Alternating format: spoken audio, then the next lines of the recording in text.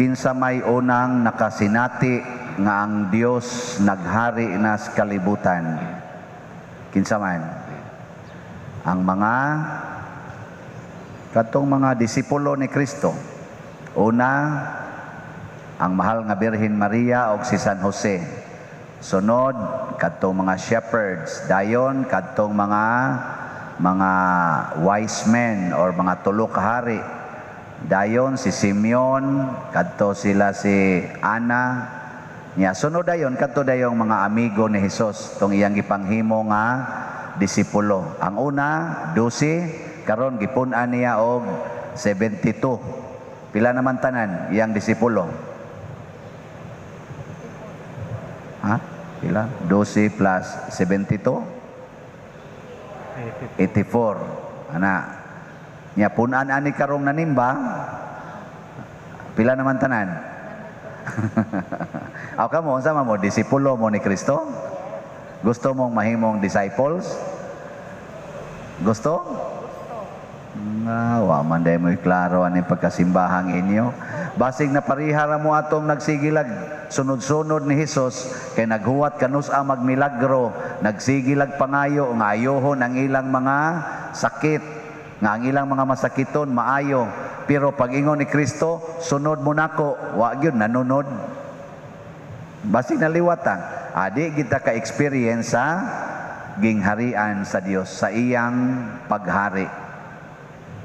Mao na ang mga disipulo nakasinati naman sila sa paghari sa Ginoo.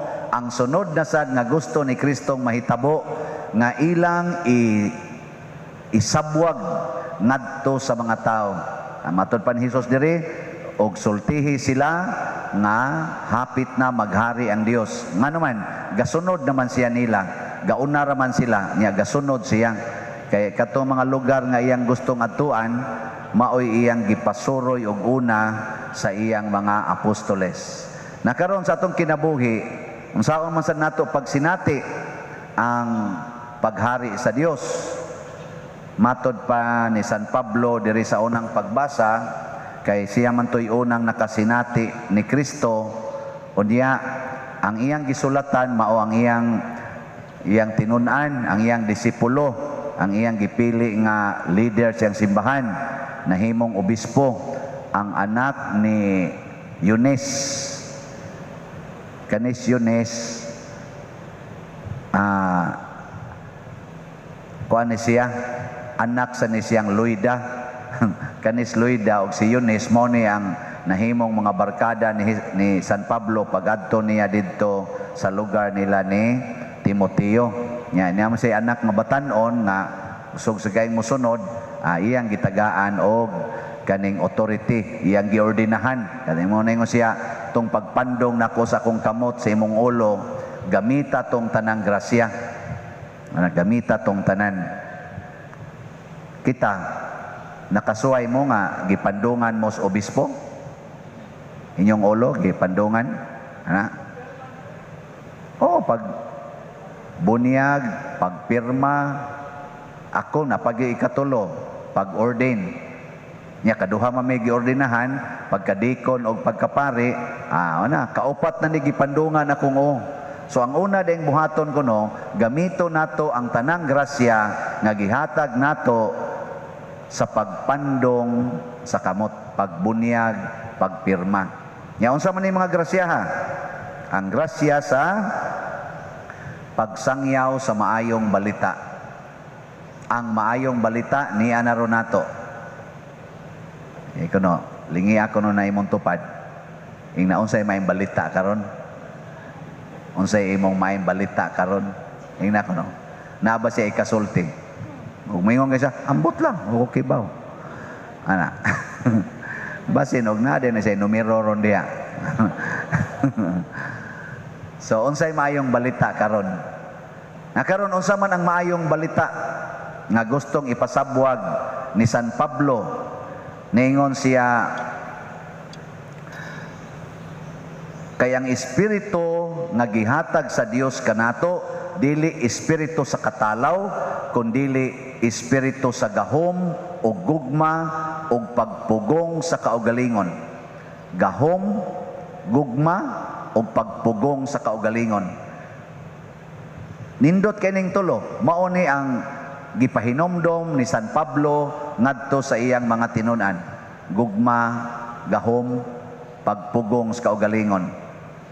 Kamong mga asawa, makapugong ba mo sa inyong kaugalingon? Kung ang inyong bana nangabit na, makapugong mo sa inyong kasuko? Yes, kay naa na ninyo. Gihatag na ang paggamit na lang ana. Pero di ka kapugong, pasabot, wa ka mo gamit. Ang mga manag-uyab ka karon, kaning mga manag-uyab, og mag-date na sila, makapugong ka silang kaugalingon. Kamo, bago mamong minyo dining uban, katong uyab pa mo, nakapugong mo o na highball? Highball? Ayo. Karon sa akong mga gipangkasal, akong pangutanon, murag sa mga more than 500 na tingali kabuk akong nakasal, sa akong 16 na ron katuig sa pagkapari, hapit na mo 17 katuig. Murag duha pa gyud ang niingon nga wa pa sila mag premarital sex, sa wa pa sila makasal. Wa sa nun ako check up pa, ambot og wa ba to mamakap. Lisod man sa check up pon, wa man koy instrument pag check up, no? Pero wa pa ko, no? Pero diha koy nasakpan ba? Kay wa man ko magkuan, wa man ko ka-interview nila pag pangumpisal, akong gi pangutana kay wa man sila mo kumpisal nga nagkuan na sila nag premarital. Akong gipangutana to ang babae, ya maura na ako mga sala pa diyan nako. Wa pa mo matintal sa paghimo og premarital sex aning imong banahonon kay kaugma naman lang kasal. Ningo-ingon din babay, manalagi pader ana. Nako sala o bitaw pader sala sad na pader ana. Man ang laki na inisunod nga ingon nako mo to umpisal sokol sa mama ana tubag-tubag ana mga ana paghuman maurot ako mga sala pader nako. Wa pa mo mag premarital sex aning imong asawahonon siya wa pagyud pader. Nako kaning ni ang tawhan na impiernohonon gani ang masag akong ingnon nga ang sa ingnon nga ni kumpisal na tong imong kuan nga na may seal of confession di man nato pwedeng maingon pero nagkatawa lang ko ba nako hastas pangumpisal yawa lang yapon. Nauwaw sa tingali to siya no nga kuan ba pero mao lagi na pagpugong sa kaugalingon niya ko nang pari og madre magkuyog makapugong simpre pugong kayo. Niya kamong mga ginikanan ug ang inyong anak tapulan kayo niya dako pa jud kay kaon bugo pa gyud makapugong mo sa inyong kaugalingon sa pagyaw-yaw pugong ug wa na moy bugas wa na gyud moy magasto makapugong mo sa dili pagpangutang makapugong mo sa pagpangutang mangutang mangutang kung ang imong kauban des imong opisina or sa imong balay imong silingan musugod og imbitar nimo nga manglibak sa inyong isig katawo nga kaila sa ninyo makapugong mo sa pagpanglibak. Amo na gamitin na naggahom mo na ingos Kristo panglakaw mo unya ang gahom ipaambit unsa man gahoma ang kalinaw ang panagdait maanaa kaninyo pasabot ang gahom di ay ang gugma, kalinaw, panagdait, niya na nato, gahom na nato, batok sa mga dautan. Gahom ba? Power. Nya gamitan na, kalinaw, gugma. Nya matod pa ni San Pablo, pagpasigarbo sa Ginoo nga imong Dios, ipasigarbo sadko nga imong amahan nga karon nabilanggo tungod ni Kristo. Si San Pablo nabilanggo siya, nagsuwat siya ni ni Timoteo. Aning panahona gischedule na siya kanusa siya putla siyang liog. Pero ingon siya ipasigarbo sadko. Kana bang proud ka ng imong teacher na priso og patyuno na para sa Ginoo? Kamo proud ba mo na ang inyong Ginoo gilansang sa cross? Proud mo nga atong Ginoo gilansang sa cross? Tubag. Kit, unsa bang di man mo tubag? Proud mo nga gilansang ang Ginoo sa cross? Proud. Inyo ba nang gipagarbo? Magarbo. Ay, klaro lagi. Ang simbahan, proud kayo. Ang simbahan ba in general, mo bitaw tanan gyud nga simbahan Katoliko, sentro gyud na ang crucifix. Mao ginay requirement. Ngano man ipagarbo gina nato nga ang atong Ginoo gilansang sa cross. Pero nalansang sa cross nga wa masuko, wa magyaw-yaw, wa mo reklamo, nagsigirag higugma, nagsigirag pasaylo, wa gyud kasa. Maunay greatest achievement sa usa ka tawo aning kalibutan na maunay tinuod nga tuburan sa kalinaw ug pakigdait. Kana bang di na ka masuko bisag patyon ka? Nya gahom na nato ha.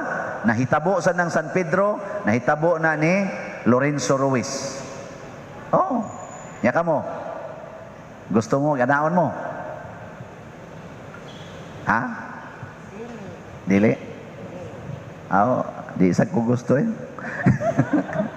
Pero timana na to sa tubag na to sa Salmo, tagaig, himaya og dungog ang Ginoo. Unsay makapahatag og dako kay himaya og dungog sa Ginoo? Kana bang mag-antos ta para niya? Kana bang magpakamatay ta para niya? Kana bang gusto tang muantos aron paglikay sa sala? Kay matag himo na tog sala, gipakauwawa nato ang Ginoo. Atong gidaot ang Ginoo, atong gibudhian ang Ginoo, atong gipakauwawan ang Ginoo.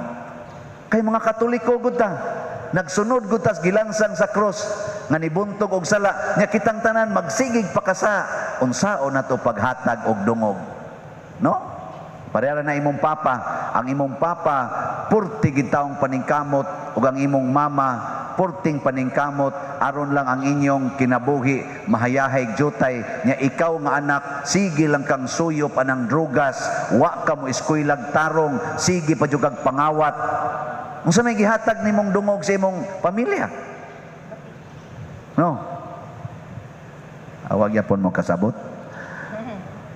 mao na og magantos man ta nya para sa Ginoo be proud kana bitang sigihan nakagkulatas imong bana nya ang imong bana bisag unsaon imong antos buang lang gyapon wa lang gyapon musabo wa lang gyapon mahigugma nimo be proud kana bang manglagom imong naong nya iniglakaw nimo ngadto silingan be proud tanawa lagom akong naong tanawa gisi akong kilay tanawa nangapangag akong ngipon sa kulatas akong bana isa unya proud ka ana nakabana ka ingon ana siya proud gyud ko kay hangtod karon wa lang gyapon ko mobiya niya I love him until I die.